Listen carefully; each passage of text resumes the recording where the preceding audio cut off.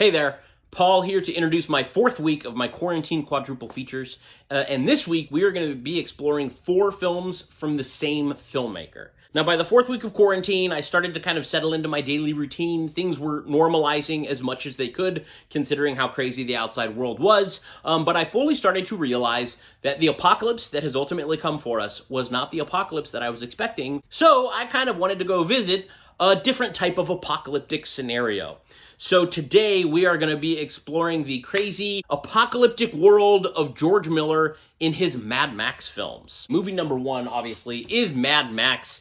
This was released back in 1979, and to my knowledge, there had not really been a film like this to come out before that. Set in the Australian outback, in these huge, expansive deserts with these big car chases with very unique, tailor-made vehicles smashing into each other. These movies set off a whole chain of imitators, but there is nothing like the originals. Mad Max is pretty interesting because it's kind of before society falls completely. There's still some sense of government, some sense of a police force. The entire world has not completely fallen, even though most of society looks like it's in relative bedlam. So it kind of feels like where we're at now, because it's still kind of hanging on to some sense of civilized society. It's like you can go somewhere and buy drinks. You can go somewhere and get some ice cream. There's still some places you can go, but it still looks like it's a pretty shitty world to be living in.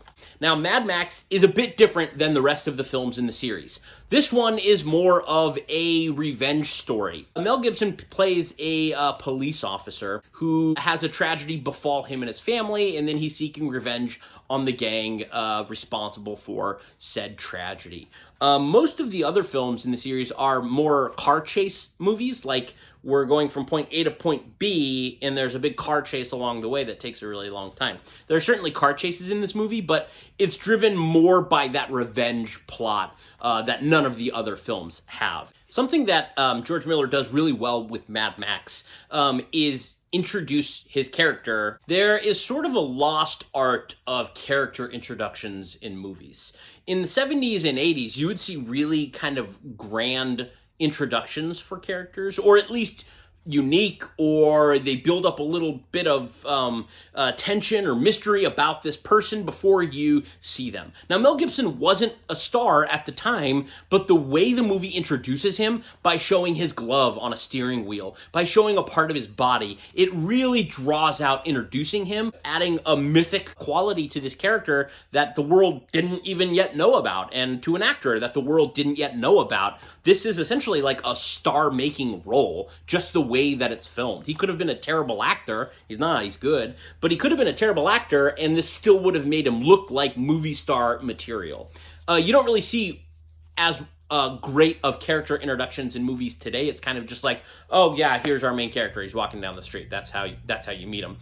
So I think there's a certain art and finesse for introducing characters that some movies do exceptionally well, and the Mad Max movies do them very well. Mad Max is impressive because it had a very small budget, but it pulls off a lot of really impressive stunts. But this is not the movie that really propelled George Miller or Mel Gibson into the world's spotlight. That is the sequel, Road Warrior. Now, Road Warrior is a lot of people's favorite movie in the series. Oh no.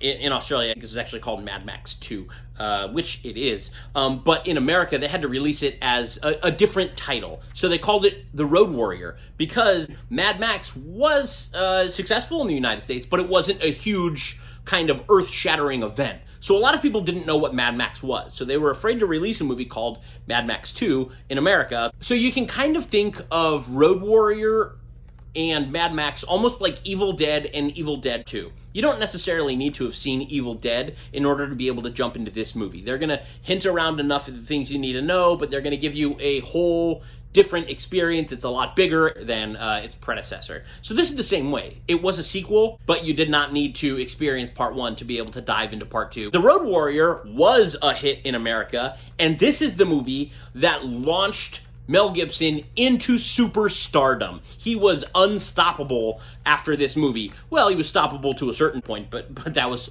purely his own doing. And this thing is really a masterclass in action filmmaking, especially for its time. This came out in 1981, and there really hadn't been anything like this. Now, something George Miller does that I think is really interesting, he does this weird cut to an actor right before they get into a car crash or right when they see something shocking, and it's only a few frames long, but they have these big eyes that bug out of their head. It's like a dummy's head with like eyes that explode out of it, and it's literally just like a fraction of a second. But if you ever freeze frame on those images where the eyes are bugging out of their head, it's very interesting as a filmmaker. It's like a weird signature, but his signature is also impeccably staged action sequences. And that leads us into 1985's Mad Max Beyond Thunderdome. Now, Beyond Thunderdome is probably the most dated of the films. This one really feels like cheesy 80s more than the other films. And a big part of that is the casting of Tina Turner, who I think is actually really good in the movie, but she has such 80s hair, and she's such an 80s figure that it really dates the movie as a piece of 80s pop art, which it certainly is. Tina Turner has a really great theme song for the credits. There are two really big different communities. One of them is a little barter town where the Thunderdome is, where two people go in, two men enter, one man leave, and they'll like fight to the death in Thunderdome. Unfortunately, there's literally only one fight that takes place in Thunderdome.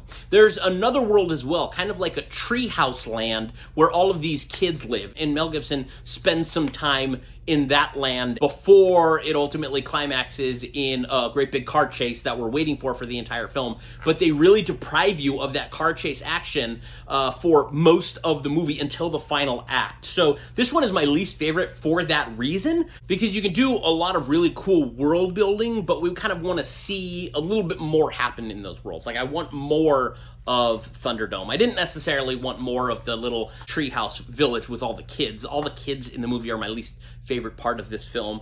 It almost makes it seem like they're trying to make it seem like more of a family affair, which I wasn't like super into. Even some of the action kind of feels a little more kidified as well, almost a little more cartoonish than the previous films. Any of the movies are just a joy to sit through. So, I mean, this one is great as well. Just compared to some of the masterpieces that George Miller's made, it can't quite hold up. Oddly, this one is also co-directed by someone named George Ogil. I don't know his name. I don't know why he co-directed this with someone. I probably should have researched that a little bit. But yeah, 1985's Mad Max Beyond Thunderdome, movie number 3. And then, of course, movie number 4 is Mad Max Fury Road. Now, for me, Mad Max Fury Road is the crown jewel in George Miller's filmography. I think this is easily the best Mad Max film. It is a masterpiece. It was one of the, if not the best film of the decade. The action in this movie is just breathtaking. Now, when I first saw this film, I went to the movies and I saw Avengers Age of Ultron, which, full disclosure, I was not a fan of. There's a lot of very discombobulating action in it. You couldn't really make sense of it, where characters are in relation to other characters. It's just a big mishmash of dozens of characters and so many different cuts, and there's like a whole city that's floating into the sky. It was like too big to even care about and too hectic to keep track of. And I was watching the movie a little disheartened, because I was honestly thinking to myself, is this movie the death of action cinema? So I walked out of the theater and I walked right into Mad Max Fury Road. And let me tell you, that put to rest all of my fears of action films being dead. This is some of the best staged action sequences that I've ever seen. And not only is it just great thrilling action, it is totally clear. You know where everyone is. They're balancing so many characters, they're balancing so many different groups, so many vehicles, so many stunts. It is so well made. And what I really love about this movie is that a director who's like in his 70s when he made this could just come out and be like, hey, all of you young action directors right now, take a seat. This old man is going to make a movie and show you how it's done. George Miller tried to get this made quite a while ago. They were going to get it made before 9/11 is when they started pre-production on this film. 9/11 happened, and then they could not get their movie insured after that. They also couldn't ship their vehicles to the location that they were going to be filming, because they were preparing and building all the vehicles in a different area. So they just had to stop the entire production. They just couldn't go on with it. In between that time, he went and made Happy Feet, which he won an Academy Award for. He also did Babe, Pig in the City prior to that. Years later, this film is from 2015. It took them like 11 months of filming, I think, out in the desert. I guess a lot of people were nervous that what they were working on, that they couldn't see the full vision of, was going to be bad. It was going to wind up being a disaster, and it was not that. It was nominated for 10 Academy Awards. It won 6 of them. It won more than any other movie that year. Unfortunately, George Miller did not win Best Director, which was a real shame because he did a phenomenal job on this movie. It also didn't win Best Picture. This is the year Spotlight won. I like Spotlight too, but I mean, nothing could hold a candle to Mad Max that year. Mad Max Fury Road also has a black and white version, the black and chrome edition, which I've seen twice in theaters.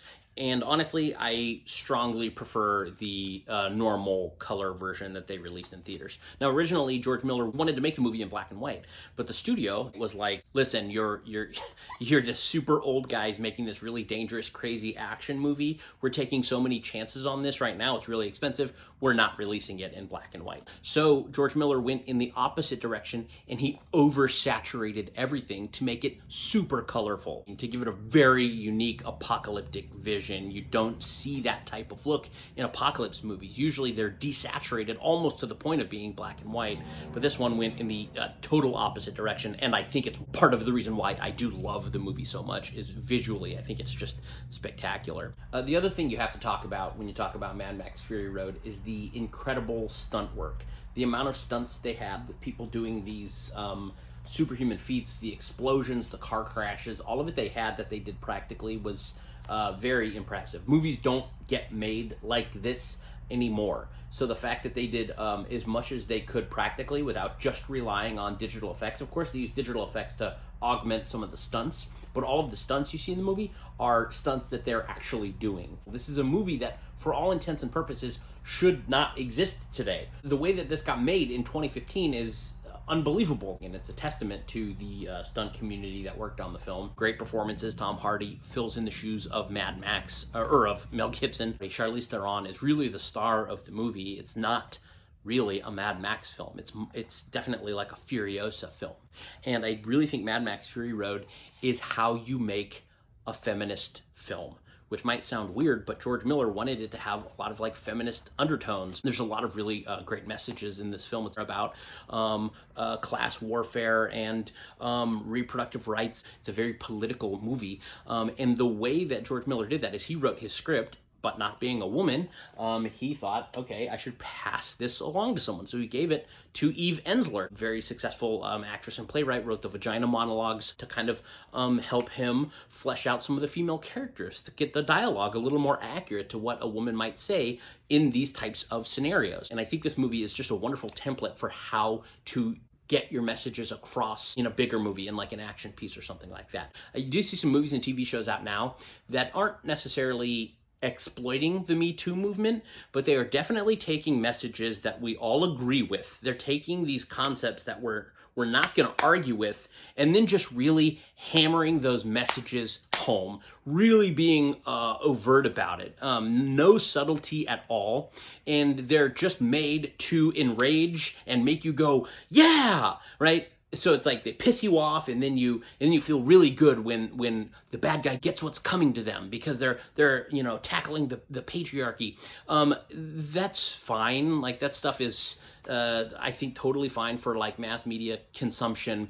I don't necessarily always think it's good. I don't think it's subtle. I don't think it's always an example of great writing. In the future, they will be a decent time capsule of where we're at as a society, and I do certainly think they're taking a movement that is kind of at the forefront of society and using it to their advantage for their stories that they're telling. But I don't necessarily think they're going to be timeless. I think they're going to be dated in about a decade. Something like Mad Max is not going to be dated in a decade. This is going to be timeless because I feel like this is taking kind of a feminist angle in the right direction to make it something that we can all get enraged about at certain points and then cheer about at certain points, but also look at it as something well beyond that as well. So I really think this movie is a masterpiece, and that's capping out the 4 George Miller Mad Max films: Mad Max Fury Road.